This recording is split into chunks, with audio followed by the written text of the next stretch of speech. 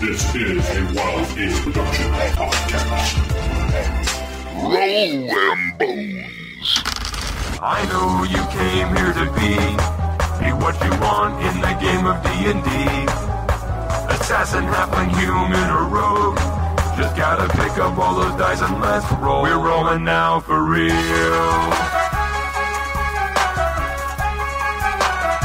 We're rolling now for real. Welcome to Save or Die Expert Edition, the first and original classic D&D podcast. Good evening and welcome to Save or Die Expert Edition. I'm your host, DM James, and with me tonight is DM Glen. All smiles, yes. And TM Erik. Hey, folks. I can actually see Glenn smile, but you can't. So, tough. It's a sight to behold. The internet is friggin' wonderful, isn't it? Yes, it is. Tonight we are discussing They're a Little Short, They Don't Wear Shoes, and they're really, really, really awesome. But I might be a little biased. We continue our series of class discussions with Class Acts, Halflings. And a few other things. Yeah, we've got some a little bit of skill system discussion in there. We're going to discuss a monster this week. I believe we're talking about Stirges. Stirge. But we don't want to lock too many people in, so we're also going to discuss how not to railroad. Yep. Or ways to very subtly railroad without your players knowing, which I'm notorious for, though I've never been caught at it. No comment. Well, now people will be looking for it. Oh, my players don't listen to this podcast. They should. They should. I don't think they even know I do a podcast. Oh, wow. Oh, yeah. Wow. They play the heck out of some OSR games, but they don't really do the OSR community stuff. Our following is probably like Thaco's Hammer following. It's small but vicious. Like a halfling. Yeah, like a halfling. Okay, halflings have been around since the original D&D. Well, I was going to say since 1938 or 1937, but yeah, no, that might be Yeah. Well, It's the most blatant Tolkien nod in the game, I think. well, let's be honest. The first releases of the original wood grain set, they were called hobbits. They weren't called halflings. This is true. There's even reference to them being hobbits in the early issues of The Dragon. Yes, and I love the way Tuttles and Trolls can get away with calling them hobs. Mm-hmm. There you go. Well, I think in the old Ultima games, they were called bobbits. Bobbits? Mm-hmm. Like Lorraine which Bobbitt. took on a whole new context after Lorena Bobbitt. Yeah, I was going to say. No, sadly, I don't have a source for a nice little rim shot, but Boom. Okay, and in basic, for the most part, they are racist class, like the other demi-human races. Mm-hmm. I will have to look at. I think Holmes maybe have chopped them up, but I think they're racist class in there also, or the box. I don't remember, but somehow starting with Holmes, it started as racist class, and so there you go. I know in Swords and Wizardry White Box, technically they're not racist class, but the only class they can be is fighters. Right. Yes. So they might as well be racist class, and they can only go to 4th level. See, I think that's kind of wrong. Because, elves get magic, dwarves should be the powerhouse fighter of the demi-humans. Well, no, you have to remember, in White Box, because it's based off of, the old box, there was no thief class. True, that came out, Greyhawk. Mm-hmm. And, yeah, true. That's true. I didn't know if they were going to take it back that far. Because a lot of these white box-based games, they do the 3 classes, and they give you, like, a bonus class in the back, which is supposed to kind of like... save. Or like Charlie Mason's white box fantasy, medieval fantasy adventure game has thieves in there, which came out of my white box omnibus, because to me, thief has always been a core class because of where I was introduced to the hobby. They were always present. Right. So... See, I think Halfling should be more thievy. More burglary. Well, I can make the argument that Bilbo is actually not a very, because I would say he's the basis for Halflings. Pretty much. He's actually not a very good thief. No? Think about it. He attempts to pick one pocket the entire book and fails at it. Mm-hmm. When he picks the troll's pocket. True. Well, he is, it's his rep. It is his rep. It's getting by. He's getting by on his rep, pretty much. But he never finds a trap. He never picks a lock. Right. You know, to me, that the Halflings in BX and the RC and Labyrinth Lord much more reflect that, because they are, to me, they're almost rangery, because they have a lot of weapons, a lot of armor, a decent hit die, and wilderness-based stealth. Yeah. To me, that just screams ranger. This is true. So you go with the 3 for range if you had the ranger class in here, but that would give them more rangery type skills for the basic game, which it could use. Mm-hmm. You know. Oh, definitely. Yeah. I mean, why else would they put an optional druid in here? Which, as an aside, it always weirded me out that in the RC, the neutral advanced fighter was a knight and not a ranger or a druidic type thing. Yeah, weird. Really it was just a more chivalric knight. But anyway, that's an aside. Yeah, but you go ahead. No, please go ahead. No, I lost the thought. Go. I was going to say, the thing about halflings that you have to think about, at least in my mind, is if you do go off the assumption, particularly in the early editions, that they're based on hobbits, then that means that by merely being an adventurer, they are even more of an exception to the rule. True.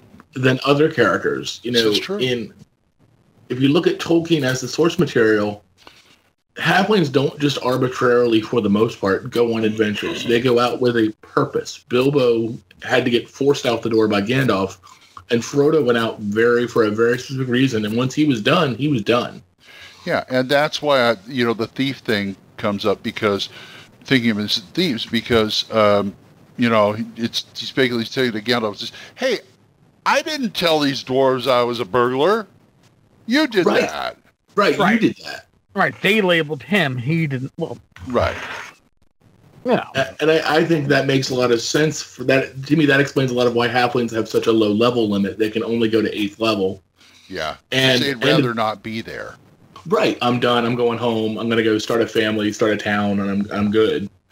And they become sheriff. I also think that one of the things that BX and Labyrinth Lord and RC do really well is by starting with low saving throws. Mm-hmm. That's a very simple and clean way to reflect the whole halfling tenacity and luck. Right. You can look at my brain always goes to Lord of the Rings. You guys know that. Anybody listen to this? You're a Tolkienite, so it's okay. So if you look at Lord of the Rings as the reference, the 4 hobbits, they're going through the Shire. The whole time they're using wilderness stealth because the GM has been a jerk and thrown at the very least whites at them at first level, and they don't even have weapons. Yeah. So what do? Well, we have 90% chance to hide in the wilderness, so we're going to stay in the wilderness for as long as we can. Good idea. And it works. It works. He hides. Well, what else can we use? I mean, if we don't go strictly the thievy, we got the ranger type, things. But it's kind of like we're rangers because we live in the woods. We're not rangers because we want to be rangers. We're rangers because we learned this from birth. This is stuff we learned when we were growing up and things like that. What else could we do with them? I'm thinking like high charisma would make them a great face for a party. And also, not to make a short joke, but halflings are often underestimated. They are. That was one of Tolkien's points. Mm-hmm. I had one guy who played a halfling once, and he went around masquerading as a child the entire campaign and got away with so much because everybody thought he was a kid. That's right. Thought he was a 9-year-old boy. And I thought it was a great angle to play it from. He had like a charisma of like 16, so he pulled it off really well. Right. And I remember he shaved his feet. So I would never suspect. He shaved his feet. I was like, that's hilarious. I would have said he's probably really itchy in the feet because he always had to wear shoes. He hated wearing shoes and he shaved his feet. Oh, that's great. But he would get, and the thing was, he would do things like, well, I go check with the street kids and I talk to them and find out what's going on in this town because everybody does stuff around kids and doesn't realize that they're watching. Yeah.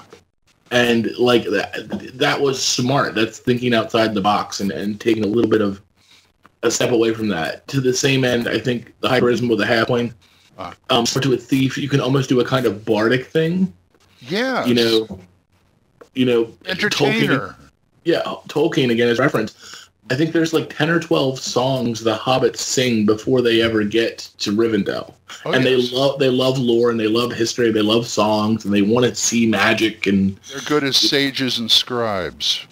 Which is unexpected. And one of the things you can do with that sages and scribes thing is everybody forgets about folk wisdom. We think about wizards and sages, but we don't think about what the herbalist who lives in the small town has learned. And I think halflings can be a great expression of that. Right. If you have a high intelligence. High constitution or high strength halfling can be you're going to fight the huge, horrible spider god and actually win. Yeah. Right. Nobody expects that. I love going against stereotypes that way. Mm-hmm. Like my elf with 18 strength who was dumb as a rock. That kind of thing. Brilliant. And once again, back to the thiefly thing, I was talking about the face and stuff. If you want to push it in the thiefly realm, instead of like picking pockets and picking locks and stuff, he's the guy who knows everybody, and he can get the thing for you. Mm-hmm. He's a networker. He's a schmoozer. He's got contacts to the black market, things like that. I think that's a great way to do it. Play the halfling up as a merchant who travels from town to town, maybe running a legitimate business, but keeping an eye on what's going on the side all the time. Well, you need a Holocaust cloak? Give me a day, I'll get you one. Exactly. Yeah. What's in? And he could be so mercenary, it's unbelievable. I keep thinking of Don Rickles and Kelly's Heroes. What's in it for me? I played a halfling who this is probably one of my favorite halflings I ever played. The GM let me play it. It was an AD&D game, but it would work just as well in BX. Right. He was chaotic neutral, but I played him as I'm the consummate professional. Mm-hmm. And being a thief, I said, I don't fight. If I'm fighting, that means there's something that went wrong. I said, I will search for traps. I will pick locks. I will scout. I will do all the things you ask that are associated with my profession. That is what you pay me for. That is what my cut of the treasure is for. If things start to go south and people start dying, I will not fight to save them. And after about 3 or 4 sessions, I managed to get my hands on both a Cloak of Elvenkind and a Ring of Invisibility. Damn. So I sat at the back of the party all the time with my cloak on and my ring. And in a combat, it was a party of like 6 people. We got ambushed by a group of hellhounds. Oh. And the hellhounds breathed and dropped our 2 frontline fighters in the first round. Wow. I got the initiative because I had high dex. What do? I said, I continue to move away from the party. I slowly back away and I slip on my Ring of Invisibility. And everyone at the table was like, wow, you're a dick. And I was like, okay, valid point, but whatever. So the combat continued into the next round. Our 3rd fighter went down. So came back around to me. What do? I slipped back through the door we came in and I shut it. Oh, man, that's harsh. And I made my stealth rolls. Nobody saw me do it. Right. So the next round comes around. Our last fighter gets knocked down to like 3 hit points. Wizard starts throwing spells. Cleric's trying to get people up. What are you doing, James? I pull out my iron spikes and my small hammer, and I begin nailing them into the door frame so the party can't get out. Oh, God. And they're like, oh, God, what are you doing? I was like, you guys are going to die. These hellhounds aren't going to come after me. Amazingly, the party survived. Uh-huh. They never knew I did it because I was silent the whole time and invisible. Mm-hmm. So I just slipped back when things quieted down, stuck my head, and was like, oh, okay. I was like, oh, it worked out well for you guys. The campaign ended appropriately enough when the GM decided to run I-6 Castle Ravenloft. Uh-huh. And we were in the tombs, and we encountered Strahd, including the infamous... Do you guys know there's a teleporting white trap in there where you open a tomb, a white steps. If you step into the tomb, you get teleported to a different area, and a white gets teleported to where you were wearing all your gear.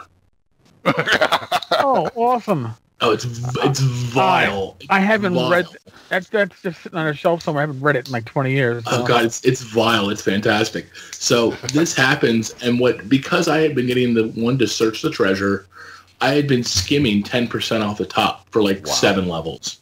So I had about 50,000 gold. I also had a ring with a wish. So as soon as we get 6 whites in here, kicking the snot out of us, comes around to me and I said, all right, what do you do? I pull out my ring and I say, I wish to be home and free of the curse of this land. Poof, I disappear. They're like, what are you going to do? You don't have any money. I was like, I got 50,000 gold, guys. They're like, you jerk. So my brother's like, he's running the game. He's like, so what do you do? I go back and I tell the thrilling, heroic death of my wonderful companions and how I was the only survivor left to carry on their legacy. Oh. And I painted myself as this great hero. And I basically became a town hero for being a total sham. Of course. So being a the point I'm getting, other than the fact that I love this character, is that being a halfling doesn't necessarily mean you have to be the lawful good Tolkien-y type. No. I enjoy playing that aspect of it, but you can also be clever and shisty, and I think in later editions, D&D kind of moved in that direction. Mm-hmm. But halflings, while there are bases and stereotypes, can be as diverse as people. Oh, yeah. I mean, you can be in BX, Labyrinth and BECMI, you can be a halfling with a strength of 18. It's possible to roll. You could. So imagine a little dude who's 3 foot, who's as strong as an Olympic bodybuilder. Yeah. Who's wielding a great axe. Two-handed, of course, but... Well, exactly. Or has said to the DM, hey, I've got a strength of 18. Can I use a two-handed sword? Even though the rules say I can't, I'll take a -2 or -4, whatever to hit, because that's going to be offset by a lot of it's going to be offset by his strength. Right. So then you have a halfling who's using a sword twice his size. There you go. That's terrifying. Yes. My one halfling was not like that. I have this habit of basing characters on movie and TV people. Okay. Character actors mostly, and I created for one Owen Harefoot, who was Danny DeVito from Throw Mama from the Train. Oh my God! Please tell me he fought with a frying pan. He had one in his pack, but they would use him mostly his face because he was so innocent and naive and gullible that people would do stuff for him. I mean, the only reason he became his adventurer is because Mama told me to do it. And I had Mama there too. Come on, you poop! Come on. So Mama was a hireling, effectively. No, she wasn't a hireling, but she was at the beginning. She was she made him go with the party, and he did. I remember him going for. So you go for healing potions. So he goes to the temple, and he goes up to the priest. Can I help you? He says, I gotta go to this place. My mama says I gotta go to this place, and I gotta fight this. And they knew where he was going. It's a big dragon, and I'm supposed to get all the treasure. And I wonder if he had a few. He got 12 healing potions out of them because they looked there and go, "Here, you're gonna need it." Because he was funny. so ineffectual and just, he wasn't even looking at it. He was staring down at the ground, looking, and it's like, here. And he was kind of a negative face for the party. That's fantastic, though. I mean, that's awesome, Glenn. Well, and that's one of those things where, one of the things about halflings, I think, the only other demi-human race that has even close to their level of ties to their family is dwarves. Yeah. But dwarves kind of do it for the clan in an abstract sense. Right. Halflings are like, I live with my family. I was raised in the same house with, all my cousins. So a lot of their motivation, maybe they're going out adventuring to carry on a family legacy, or maybe, mama's got a sickness and the only cure is in that, ogre cave over there where, the nightshade of Lyrian grows or whatever. That's true. There's nothing wrong with doing that. And I think... Yeah. Erik, have you ever played a halfling? I've played halflings, and none of my halfling stories compared to either of yours. But a couple of years ago, after having read through the Axe rules and the Axe Companion, I liked the way they did racially or racial specific classes, and you can still find it on RPG now. published like, I don't know, I think 4 years ago. I think I've seen it there. Demi options, halflings. I did 4 classes. One for pretty much each of the 4 human classes. So, because to me, again, halflings, a halfling fighter isn't going to fight like a human fighter. A halfling cleric isn't going to be the same type of cleric as a human cleric. Humans are the baseline, but I wanted to do this for all races. I wanted to end up doing it for the halflings. Mm-hmm. But I did a brewmaster, which was the halfling cleric, because the idea that spiritual guidance goes hand in hand with a trip to a local pub. That makes perfect sense for a halfling. It's a place of community. Yes, and that was the whole thing.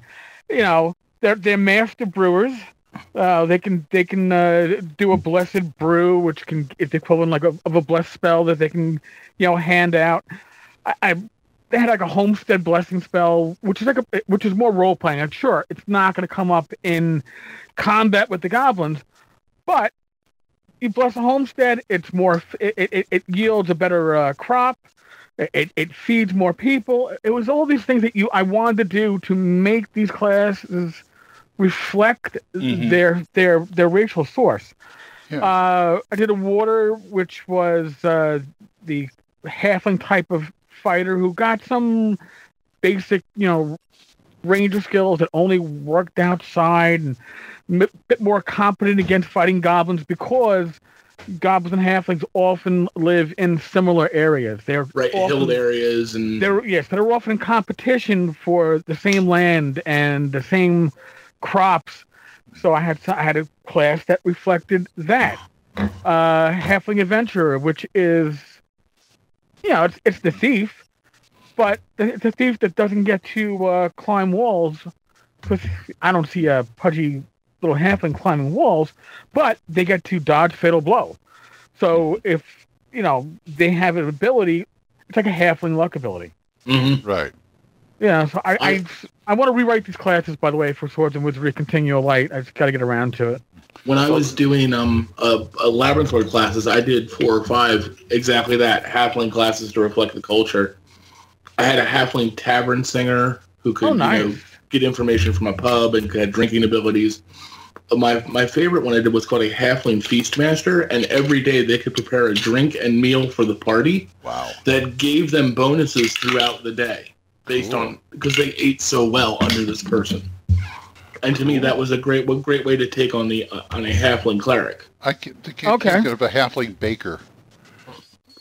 Well, I think one of the best items they could make was a birthday cake, and it gave everyone like +2 to all their saves for the rest of the day. Nice. A halfling version of never mind. Gordon Ramsay is a halfling. Yeah, that would be awesome. I want to play that. Yeah, I want to play that. The dwarf ends up making dinner, and he takes us. That's horrible. That's horrible. Oh God! Did you cook this in a dragon stomach? That would be great. There's so much smoke in here. Rohan's coming for aid. Yes, exactly. One of the other things people, again, Tolkien, because that's how my brain works. Mm-hmm. People talk about halflings aren't magical. I disagree completely. It could be. I think they're one of the things I wrote and I've used in my game. Anyone who's ever seen me in person or seen me on video, I am almost always smoking a tobacco pipe. You are. And that's a big thing in Tolkien's halflings. Mm-hmm. So what I did was, instead of retiring and becoming a sheriff, when you're same level, you can become a tobacco farmer. How about, listen to this. Here's how to get into trouble. A halfling traveling tobacconist. That would be awesome.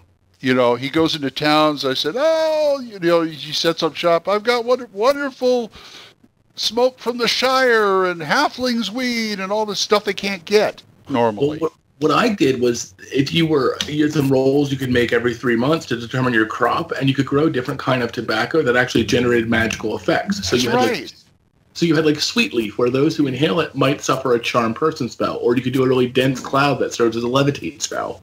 Nice. And I had one magic item that I called the Wizard's Pipe. And if a magic user was smoking their pipe every day while we memorizing their spells, they could memorize an additional spell of a certain level because they're able to relax and concentrate. That's all right. That's nice. And to me, that's the thing with Halfling magic is it needs to be culturally specific and it needs to be subtle. And if you're talking to magic and I said the word traveling, the first thing I thought was Halfling gypsies.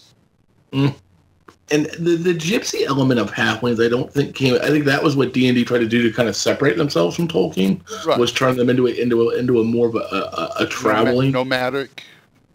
And nomadic, and they in D&D, I noticed, especially in the later editions, they integrate themselves into human culture almost immediately, which is perfect for that.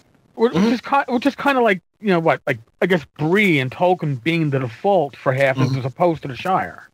Yeah, and that's a good example. And it also lends credence to the Halfling Traveler, the Con Man, the face. Yes. It works really well. So that there's a lot of diversity in this little 8-level class. Yes. That can be done with it. And I think, as usual, they get underestimated.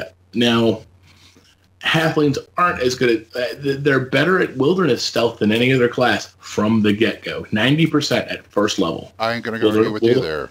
Wilderness stealth. End of story. Right. So if you have hex crawling or wilderness going on your adventures, Halflings are awesome. Yes. Halfling hunters, Halfling trappers, archers. Even yeah. Because they get that +1 to missile in BX and the RC. Yeah, sometimes they can even rival elves in archery. Well, that's the funny thing is in BX and BECMI and the RC, elves don't get a range bonus. That's right. Only Halflings do, which means if you, for example, if you had a Halfling with an 18 of Dex or 18 in Dex, first level you could end up with +4 to hit with missile weapons, which is huge at first level. Right. And you slap that with a longbow where you can get your strength, or with a short bow where you can get your strength bonus. That's nasty. Right. Okay, I'm going to jump games for a minute just to prove a point. Okay. Back in my RPGA days, I played Living Force, Star Wars. Okay. And I played a Gungan. I played one of the fat Gungans. Okay. He was like Boss Nass. Yeah. Boss Nass. He was a gambler. And he was okay with fighting. He was okay with this, but he had an 18 Dex. I couldn't hit for nothing, but nobody could hit me. Halfling. Right there. Yeah. Mm-hmm. You don't have to be, they don't have to be giants not to be able to hit them. They get a high enough Dex, man. It's like Spider-Man. Boom, boom, boom, boom, boom, Mm-hmm. That kind of thing. Yeah, and you can get places. One of the things I saw in a game once was a guy did a kobold cave where none of the ceilings were higher than 4 feet or were wider than 2 feet, which means everything but a Halfling couldn't get through it. Dwarves were too stocky, humans were too tall, elves were too tall. The Halfling scouted around in there just fine. Oh yeah, I see this adventure party go through an dungeon and the two Halflings parkouring all through the ceilings and everything. Well, interestingly enough, the party ended up diverting the flow of a waterfall to flood the entire cavern and kill all the kobolds, which, credit to them, that's clever. Yeah, I love that kind of clever stuff that players pull. Anyway, Halflings, good or bad, you tell us. No, there's no question. They're the greatest race to ever appear in Dungeons & Dragons or any other fantasy RPG ever. I'm not biased or anything, that's just a fact. I would make them number 2. I happen to be partial to dwarves, but hey. Yeah, that's because they're just oversized halflings with beards. Folks, we're not saying it's halflings, but it's halflings. I have a slight bias, I admit it. That's okay. I mean, I like me a good dwarf or elf sometime, Yeah, but you're one of those gnome people, aren't you? Yes, I am. Gnomes are my mad scientists. I love them guys. It's a good thing we really like you, because I mean, I love all these Doc Browns running around in my D&D world. Anyway, did you flip me out? No, you didn't. Okay, fine. No. I can if you want. I mean, gnome lover. Them fighting words. Could be. I'm just saying, gnomes are just the word "no" is in there. Know me. No. Yep. Well, look at this. Look at it this way. I gotta have my crazy mad scientist types in my game, and if it ain't gnomes, it's gonna be dwarves. And if it's dwarves, there's going to be gunpowder involved, and if they're crazy scientists, and that's not going to go well. Gunpowder and booze just goes poorly together. Oh, no, yeah, well, gnomes can do the same thing, or elves, for that matter. Yeah, that'd be crazy. Anyway, that would be. Do we have an email address? I forget.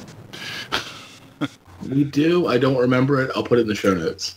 Okay. We will have it in the show notes. Folks, write us, tell us what you think. Shall we go on?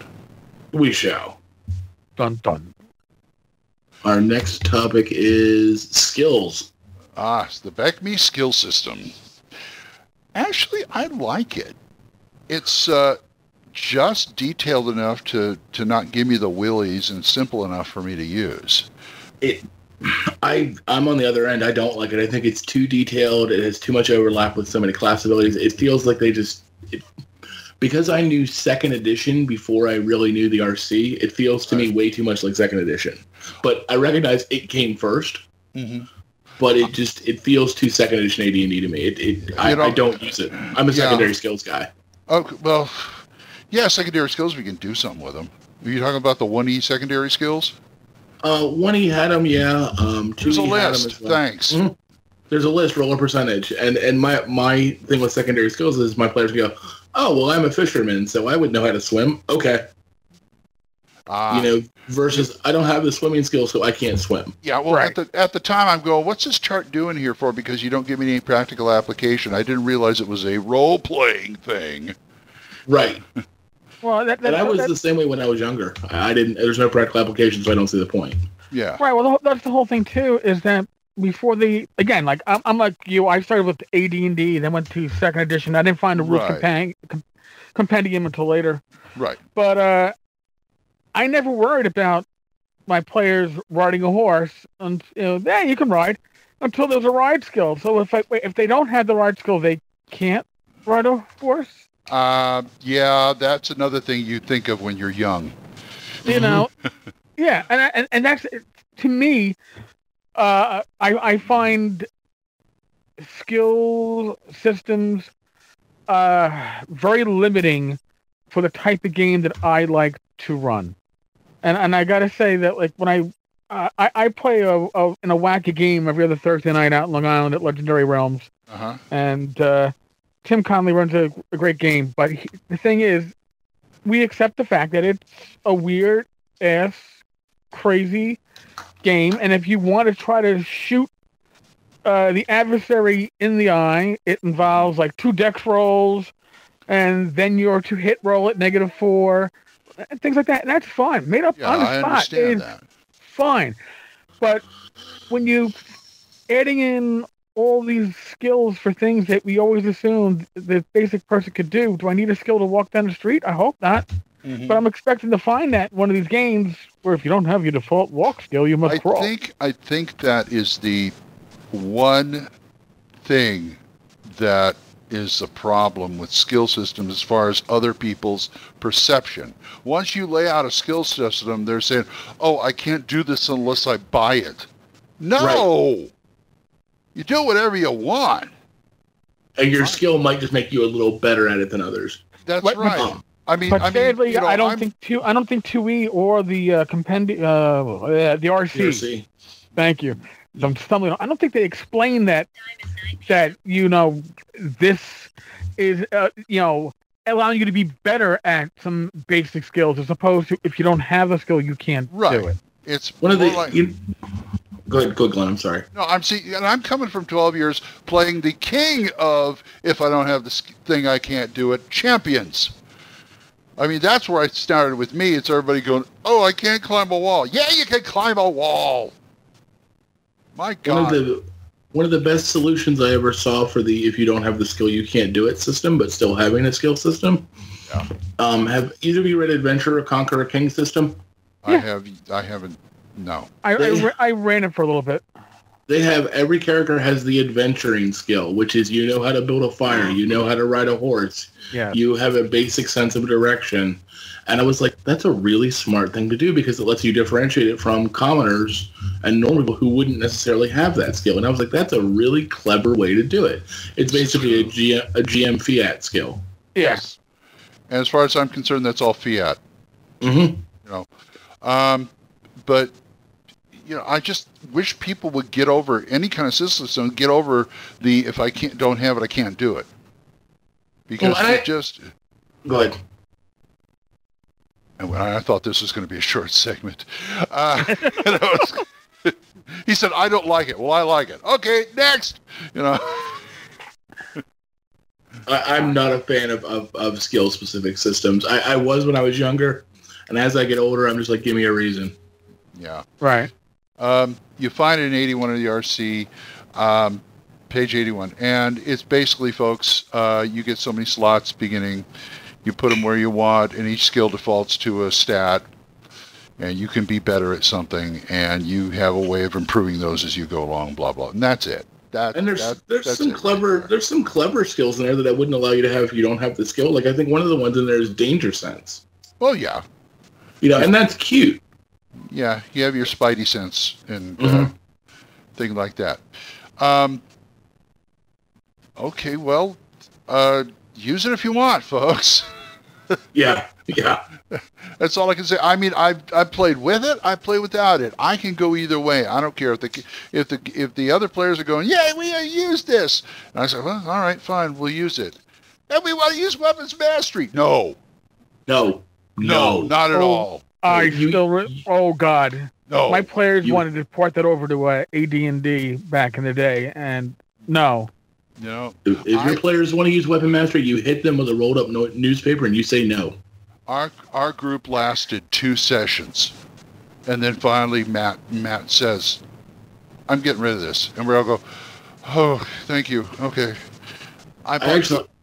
What?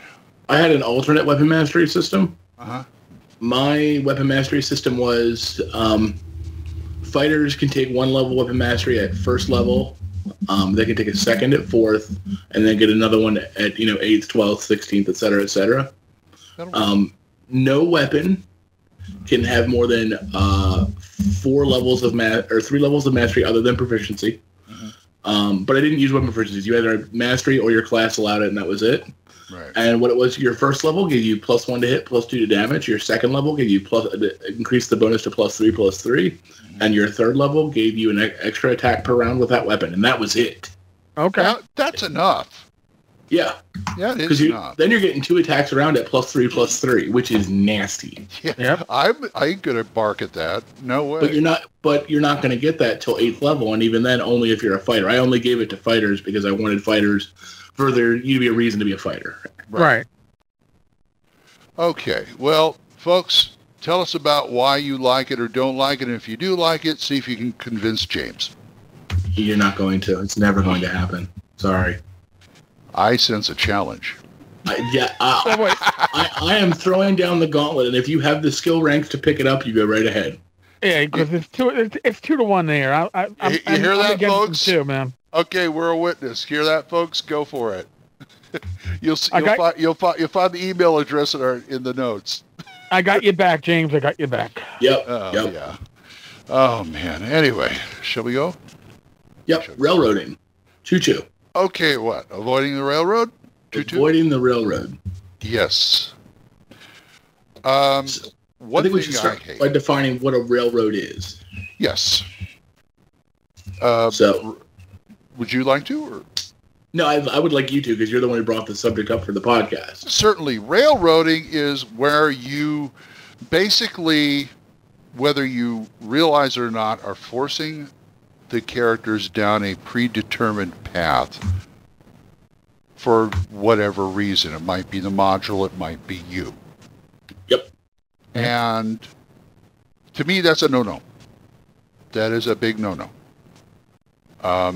Unfortunately, I've seen a lot of modules that do that. Oh yeah.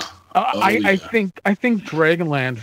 Dragonlance. That was the series of adventures that really defined what railroading is, because you can get to the end of the adventure and it'll tell you, well, if the following didn't happen, X, Y, and Z will suddenly happen, so you can progress to DL4. Yeah. You know, it was all a lot of it was predestined. You were going through, your players were going through acts in a play. They might have been able to improv their words and some things within each act, but there was a set way it was going to go, and it was a set determination at the very end, and your players' actions didn't necessarily have an impact, which what really frustrated me as a DM. Yeah. For me, the biggest thing about railroading, it actually, this is going to sound weird, but it also includes the use of certain spells, and this is in a broader sense, because one of the big reasons people game, and I think whether consciously or subconsciously, is power fantasy. There is a large element of power fantasy in role-playing games. True. And the key to maintaining a strong power fantasy is some level of player agency. They have to feel like they are capable of, on some level or another, controlling their destiny or being able to change their lives, often in ways that they do not feel are able to be done in the real world. I mean, I can't quit my job. My job sucks, but I need to pay bills. Versus, I am a fighter, and I live, I love, I slay, I am content. So when you railroad, you are removing player agency not only in their ability, but in the very fate of this fictional character they have created. It's also one of the reasons I don't like using spells like hold person, because you're just going to stand there and do nothing. You're just going to stand there and do nothing. You're just going to stand there and do nothing. Even things like sleep, you can wake somebody up and then they're fine. Right. Even charm person, based on the way they roleplay their character, they can still have some level of control over what they do. Railroading removes player agency not only from the player, but from the entire world. It doesn't matter what you do in this world. The tracks are getting laid down and you're going down this road. And if I want that, I'll read a good book. Right.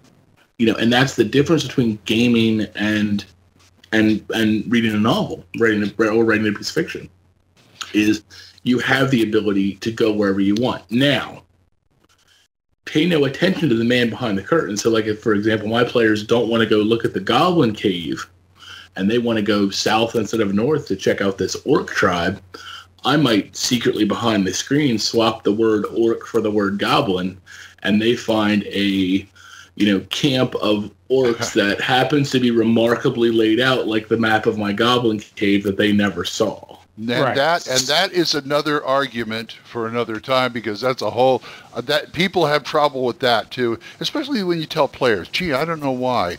But yes, if they don't go, if you got something in room A, they don't go to room B, take B, A it over to B, same thing, right? Mm-hmm. Yeah. Well, again, but the whole thing, as James said, is the player agency, and player agency is a perspective. True. If you feel like your characters don't have control over what they're doing and what they're capable of doing and where they're going, then you don't. If you feel like you have that power, even if behind the scenes things are getting swapped around, that's not railroading. Right. In my opinion, because you haven't taken away player agency, you haven't taken away their illusion of freedom. I totally agree with you, but some people have a problem with that. The first time I learned about railroading was, it wasn't even in D&D. It was in the basic Marvel superheroes game from TSR. Mm-hmm. They had that module Day of the Octopus, where you had to stop Doc Ock from doing it, and they had like 4 different Marvel characters. And I ran it, and I kept reading through it, and it's like, every time the players don't do a certain thing that needs to be accomplished or are losing the fight, Thor shows up, throws his hammer, ends the fight, and tells them the info they need to know to get to the next part. And it's like, what? And I'm supposed to do this for my players? Which brings me to another kind of side thing. Sometimes you don't know where the tracks are. Sometimes you lay them down on the tracks and you don't even know you're doing it. I've been in that position before. Oh, yeah. Yeah. I did a Savage Worlds game where they were supposed to have a fight on it was a pulp thing with Nazis on a double-decker bus, a la The Mummy. And okay. the Awesome. guy said, and the guy said, look, we're playing a professor. This guy doesn't do it. We're just going to go and try and find out where the bad guy's going to be. And it's like, I was getting ready for a big fight, and they said that, and I went, you're right. Well, you can do that. You are absolutely right. We will go on to the next scene. And I told the guys, I didn't even notice I was railroading. I didn't know I was railroading them. I was just setting it up, and it's like, right, okay, fine, we'll do that. We'll do that other thing. See, and if that was me running that, and they're like, we want to research where the bad guys are going to be next, or will you guys go look at the bus station schedule or go to the library, I would have had the monsters that are going to attack them on the bus ambush them in the library. So at least then my prep work doesn't feel flushed away. All of a sudden there's Nazis in the library. But fortunately I was running a module, so, it worked out. It worked out. But that's what got me to the topic of, you got to avoid the railroad, but you got to know where the railroad is. Well, and on the other side of that, if you are a player and you're sitting down and you're playing a module, don't be a jackwagon about it. I mean, you shouldn't feel railroaded, but if you particularly at con games, I've seen this. There is a certain element of railroading in con games, and if you've agreed to sit down and play a mod, play along to a certain extent so that you're not just making life difficult for everyone. Right. Here's the thing about railroading with me. Say, I'm not going to railroad you, but everybody, as far as I'm concerned, I've said this before in other places, everybody has a buy-in to the game. That includes the game master. Yep. We're here to play this game, okay? You guys can do what you want. It's the illusion choice or whatever. Say we're doing a hex crawl, okay? There's some ruins over there that's got trouble. There's a haunted mansion over here that's got trouble. There's the city over here that's, something's happening on the docks. And they say, okay, we go that way. And they have a few random encounters and stuff. And all of a sudden they come to the ruins. Okay, we're going to go in the ruins. You have just bought into the story. Yes. Yep. You have just bought into the story. I'm not railroading you, but if you're here, these things are going to happen. If you want to leave, you can leave. But if you're here, you bought in. I agree completely. And if you sit down to play Tomb of Horrors and you get to the Tomb of Horrors, don't say I'm not going in. I'll hold the horses. I mean, granted, it's a smart thing to do because Tomb of Horrors, dear God. Yeah. But at the same time, if you're playing Keep on the Borderlands, don't ignore the Caves of Chaos. Right. That's part of the buy-in. This is true. Bad Mike runs B2 every year. And he's got like 5 different scenarios with it. And he asks the players at the beginning, okay, which one do you want to run? Which one do you want to do? I'm going to give you the kind of the rundown of the 5 ones. And they choose one. They're bought in. They go. Right. I know it's just a convention game, but it's the same principle in your group. We're in the middle of Curse of Strahd. I don't see anybody pulling out of Barovia anytime soon. Well, you want to talk about railroading. Barovia does that whole the mist won't let you leave thing. Yeah. Well, we're still arguing whether or not that's actually Ravenloft or not, since it's 5e. Right. But I think it is, but in your game it might not be. Well, they're saying Ravenloft, there is a castle. Yeah, there's a castle Ravenloft. Okay, there's a Barovia and stuff like that. But we're arguing, is it a demi-plane or not, or are we actually in the realms? Right. And I say, no, we're in the realms. I don't want to be on a damn demi-plane. So everything's a lot spookier here. Big deal. Well, and it's tiny enough that you can drop it pretty much anywhere in the Forgotten Realms and it fits fine. That's true. But the point is, we bought into this 5 sessions ago? Mm-hmm. Right. And so here we are. Let's make the best of it and get through this as best we can. We got people depending on us. And then there's always those jackwagons who go, I don't care about that. I'm leaving. Yep. You could only do so much to bait the hook. Well said. Well said. Gee, wow, I'm smart. But don't let it go to your head there, Glenn. Don't let it go to your head. Oh God, I don't have enough room as it is. But that's my view of railroading. And Have you ever? I mean, Eric, you ever done anything like? I mean, have you ever had to deal with something like that? You know, when you look at even the running of a dungeon, in a way, a dungeon is on rails. Mm-hmm. When you think about it, Once you're in it, yeah. The worst part is when you take away the player agency, and it isn't by a whole person spell, but it's by blocking their way, and there's no way around it, and they can find a solution that literally has to get pulled out of somebody's ass, or you have to make up some other way to get around it. I remember reading a couple of years ago, they had this whole thing that, there should be at least 3 paths to, every part of, say, like a dungeon, or 3 solutions to everything. So you never have that blockage.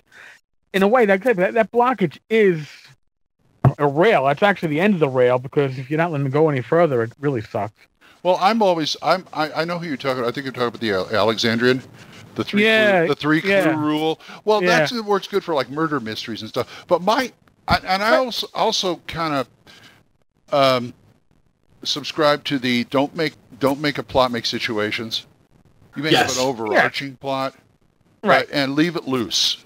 Leave it loose. Yep, I'm running B2 right now for my local group.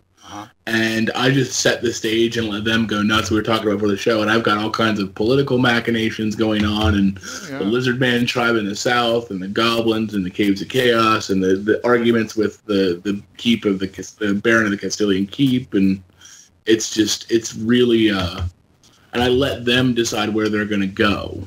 And one of the things I do to prevent having to do too much prep is I make them write down the names of any NPCs they encounter, because I usually make the names up when they meet them. There you go. Oh, that seems you have to do it. Yep. But go ahead, Eric. Sorry. No, I was going to say, I actually prefer running things very loose and improvising as my players need it, but my huge problem is I'm very bad at documentation. So if I do that and make up names on the spot, I have to hope that my players write them down, because I'll never remember them, and I'll have to call back to them to find out what the name was. Yeah. I make my players write the names down, so that way we're like, oh, what was that guy's name again? Okay, good.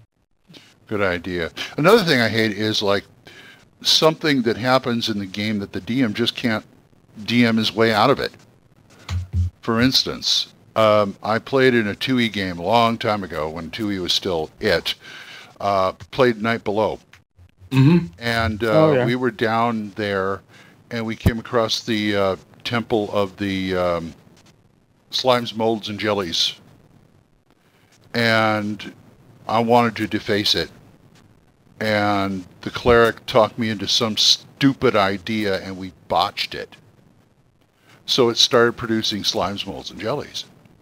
Oh, nice. And we had to get out of there. And we got out of there, and we were going to go back, and then, but we went back. There were more slime. It keeps producing slime. And they kept producing. And finally, the DM stood up and said, I can't continue with this. What? Because I don't know how to get you guys back down there. There's going to be so many slimes, molds, and jellies. You're not going to be able to get you back down there. You're going to die. And I thought, you're the dungeon master. Yep. Figure it out. There's got to be another way. Maybe, leave it up to us. Maybe we could come up with something. But it's like he just threw in the towel because we did something that he couldn't get around for some reason. Well, and I think if your players do something where you just can't handle it as a DM, there's nothing wrong with saying, hey guys, can you give me 15, 20 minutes? Right. Kind of sit down and regather myself. Because I know as a DM sometimes that feels like, oh, I'm failing as a DM if I do that. It's much better to do that than to try to make things up on the fly and everyone knows you're sitting there flailing. Well, players can sense that. It's the DM version of just stepping back and taking a deep breath. Mm-hmm. And just, okay, let's go. But this guy had not DM'd in a while, and he's just one of those people who are trying to do it by the book logically, and, it says in the book, if this happens, da-da-da-da-da. So, run as written. I fail at running as written all the time, thankfully. And I've played it way too many players who there was one guy I know who would intentionally always manipulate the rules as written. Yeah. In order to, like, he was a total just a rules lawyer. It wasn't a rules lawyer. He was a min-maxer, and that's not necessarily a bad thing. What about a character that's good at something? Awesome. But, like, he would do things like someone told him, well, you know, all you do is make combat characters in the 3rd edition game. Mm-hmm. So what he did was he made a character with a maxed out diplomacy skill, and rules is written if your diplomacy roll is something like 30 or 35, you can make someone stop attacking you mid-combat. And he would do that. It sounds funny though, but yeah, it's funny in concept. But if you're the player at the table, or you're the other guy sitting there who's made a wizard, who's an evoker, who loves to throw around fireballs, and this guy just walks in the first round of combat and goes diplomacy, diplomacy, diplomacy, diplomacy. Yeah, right. Never let the skill override the role playing. Yep. And the combat. Yeah, it's like, yeah, it's funny, but after like the 3rd time. Yeah. Right. Yeah, I gotcha. But anyway. Well, I hope you guys got something out of this. you listeners at home. But actually, what's good to wrap this up? This segment. What's a good way to avoid this? The first one I can think of is if you're using a module, read the module twice if you have to. Yes. See where it's going. I mean, there are some, like you said, the Dragonlance modules. We reviewed a Small Niche Games module a while back that was like, it was fine until you got the end, where it basically forced the characters into the ending. I've seen modules that do that. I've seen a lot of modules do that. And you can loosen them up. You can plus a module. You can loosen them up by saying, okay, well, this will happen. If you really want this to happen, okay, this will happen. But, you know, you're not find some other way to do it besides railroading. And if it doesn't happen, what are the consequences if it doesn't happen? Right. Yeah, be aware. That's what it really comes down to. Be aware. Notice the railroad. You might not, like I said before, you might not even realize that you're railroading. Well, you will if you pay attention to what's going on. Right. And pay attention to the feedback you're getting from your players, because if you're railroading, they will give you feedback. And that's your biggest clue to, crap, something's wrong. Give me 5 minutes and I'll be, bathroom break time for everybody. Yeah. And my big thing to avoid railroading is I will take an area, like a largish area of a map, read the general area, and I'll say, all right, well, this module can be led into with this plot hook here, and this plot hook here, and this plot hook here, and this plot hook here. Mm-hmm. And, like I said, I'm running B2 right now. I've obviously got the B2 module, but my players have decided on a throwaway line that they want to go interact with these giants that were mentioned in one throwaway line by an NPC. Mm-hmm. So they want to go look for these giants. I'm going to drop in the modules in the back of the white box omnibus in there. Oh, I thought you were going to drop into the Steading of the Hill giant sheet. I thought about it, but I'm not that vile. I'm just not that mean, because trust me, that was a thought. And I made mention they hired a hireling who has had his tongue ripped out. He's like this fighter who doesn't talk. Mm-hmm. And they found out he had his tongue ripped out by a monster he encountered in the Barrow Maze, which means Barrow Maze is out there somewhere. Ah, nice. And by doing it that way and giving the plot hooks, you have a sense of where the players are probably going to go, and it creates a world that exists outside what they're doing immediately. Right. And they have that freedom to, okay, I want to go north. All right, well, we've already established there's giants up north, so I'm prepped for that because I have this mod. Right. Or if they want to go find the Barrow Maze. Okay, well, then they can go find the Barrow Maze, and I've got that info. Great. And so the players aren't railroaded, but you do know where all the train stations are. Yes, I walk them right into Rapanathuk. Okay, something like that. Or also, it's not bad it's not bad to come up in your DM prep time with a list of plot hooks that are just generically you can drop in.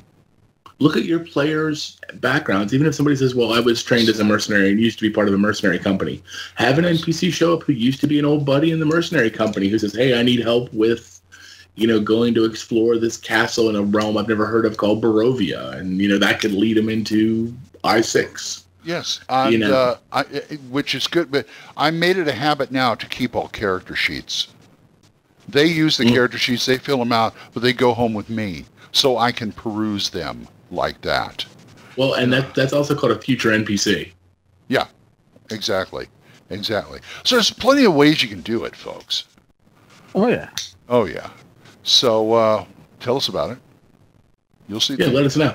Yeah, please. Yeah, we'll link to our email in the show notes. Oh, yeah. Now we're going to talk about monsters. So this is Monster Hunters, huh? Yes. Okay. Monster Hunters, and this week we have the Stirge, which is different from the Sturgeon. Yes. I keep thinking of that Homestar Runner, the Stirge. Right. So the Stirge is one of those, an annoyance monster that can really put the hurt on your party. Yes, it can. Anything that has to do with sucking blood. Yes, literal blood fuckers. Yeah, that'll. Well, to me, they've always been an amalgam of hummingbirds and mosquitoes. Yeah. What I like about them is you can really do nice variations on them, but I'll get to that in a minute. Looking at the RC here, yeah, they have an AC of 7, so they're easy to hit. Mm-hmm. But as far as it's easy to hit you too. Well, and they don't show up one at a time. No. They usually have a nest with at least a half a dozen. Yep. Yeah. And they make a very good random encounter because they are flying creatures, so they can pretty much show up anywhere. Yeah, there's one of those things where you just keep in your hip pocket and say, okay, there's this nest of Sturges up here for some unknown reason. Right, or they come out of a tree hollow that you happen to have disturbed. Mm-hmm. Yeah. They're like kind of like giant spiders. It's just, something you got here, just throw it in there. But boy, can they take it. Every single fantasy group that I've played, hands down, hate Sturges with a passion. Oh yeah. If they could figure out some way to sell them or do something with their parts, they would. Mm-hmm. But because it's like you think, oh, these things are just going to bother me. What? Oh God! Oh, all of a sudden you're like down a quart. So you're down a quart, it's on the back of your neck, and you're asking your fellow party members to hit something that's sucking on the back of your head. And in BECMI, they get a +2 on their first hit. And once they're attached, they just keep on sucking. They don't once they hit you. Yeah, there's no further rolls needed until they're dead. That's which right. means it's exponential if you get hit by more than one. Yes. Oh yeah. Yeah, it just goes on and on. And there's I've come up with wonderful variations. I just read about a dire Stirge in one of my monster books. What's even better, if you go into the Tome of Horrors, the Frog God Tome of Horrors, they have a ghoul Stirge. Oh, shoot. Because it has the ghoul's hold person attack. So it's like, I can't move, but he's sucking on me. I'm paralyzed. I'm down for the count. Yeah. I did one where these Sturges were, you know how flying fish will leap out of the water? Right. They were flying swordfish. Oh, so they would leap up out of the water and just and they would wait until, and they would hang out at river fords. So when people were trying to ford a river or cross a river, they would just dack the crap out of their legs. Oh, God almighty. Oh, man. And my players, and the thing was, what happens when there's blood in the water? It attracts more monsters. Right. Oh, yeah. It does. So it was nasty. I had a dungeon trap I came up with for one of the Thakos hammers. That was a pit. It wasn't it was a decent-sized pit, but it wouldn't hurt you. Maybe, I don't know, a D6 hit point damage. And it had, like rungs of a ladder Mm-hmm. that you could get out, but the first rung was like just out of reach where you had to jump. They're going, oh, it's okay, I'm going to jump. And the guy, and if it depends on if they're heavy enough, they jump, and if they miss, the bottom falls out of the pit, goes through another little bottom with blood in it. You break through that, end up in a room in the next level with a nest of Stirges in there. And he's covered in blood. Well, here's a question. Ouch. Kobolds are known for using monsters. What's wrong with them taking, let's say they find a Stirge nest, A pet Stirge? putting it in like a wicker basket, launching that out of a catapult so the basket breaks on impact, and then suddenly you have, like, basically it's like throwing a hive of bees or wasps at somebody, except it's about 30 Stirges. Holy crap. I mean, that's vile, and kobolds are just smart enough to think up something that malicious. Hey, James, just for the record, at North Texas, I'm not in one of your games, am I? I'm not running anything, so you're good. I'm safe. Okay. Yeah. Yeah.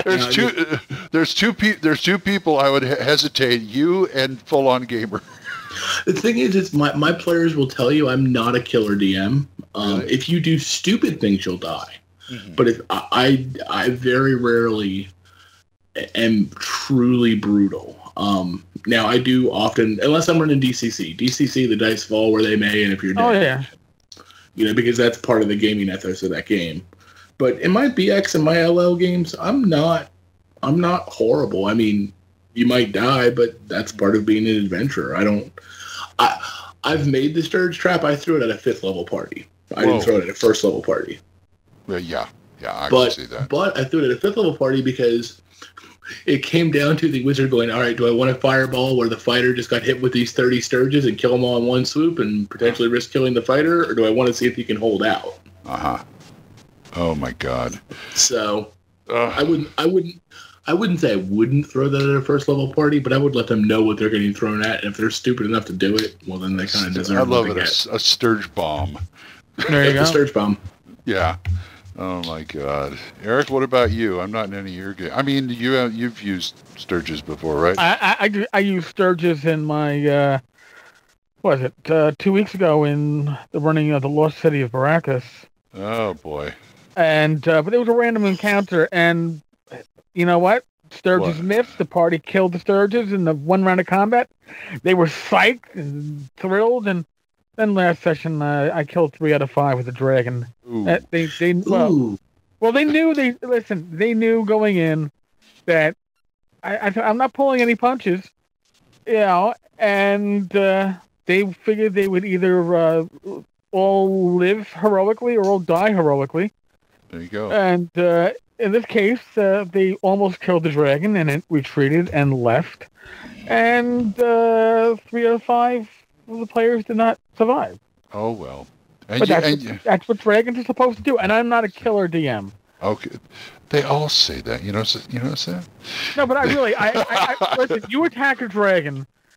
Let the dice fall where they may. Like saying I'm a humanitarian. I'm not a killer DM. Oh man! You attack the titular monster of the game. Well, then guess what? Yes. You may die. Yeah, I got that.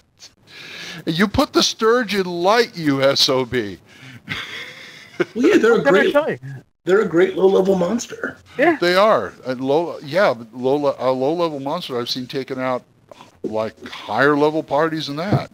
Oh, it reminds me. I saw one GM who made a really creative use of Stirges once. What's that?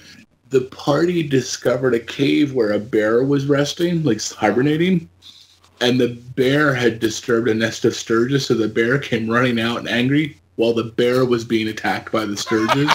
So the PCs had a raging bear and a bunch of Stirges to deal with all at the same time.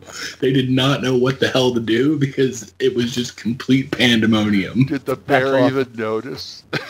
No, the bear was like trying to swat the Stirges. Oh, that is funny. Is awesome.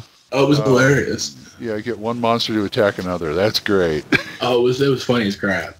Yeah. Also, Stirges and monster summoning. Stirges are what, a quarter hit die? Yeah, you can summon a lot of them. You can swat them. But yeah. You could be like the insect master or something. Fly, like that. my pretties. Or something like that. Yeah, Right. Stirges. Use them. They're great They really monsters. are. And I wouldn't be surprised. You could probably build an adventure around them. Oh, what if they're carrying a disease like a mosquito? What if they do? That's a Two good words. idea. 2 words. Vampiric Stirge. Oh God. 2 words. Black Plague. Yeah, exactly. Yeah. It gives avian flu a whole new meaning. Oh yeah. Yeah. Throw a giant Stirge at him, or a Stirge golem. A Stirge golem. That'd be great. A clockwork Stirge golem. That'd be strange. That'd be great. That's your gnomish thinking there. There you go. Hey, clockwork, steam. I'm all about it. Love that stuff. Who needs black powder? Anyway, that's the Stirge, folks. Take it or leave it. Hopefully you'll take it. I hope so, because it really is a great monster. It is a great monster. So I guess we come to the end, huh? We are, in fact, at the end. We are. So I hope you guys are still with us. It's Adventure 137. It is Adventure 137, and this has been Save or Die Expert Edition. I'm your host, DM James. With me is DM Glen, signing off. Good night, folks. And TM Erik, signing off. Hasta la vista, baby. All right, everybody. Bye. Have a good night.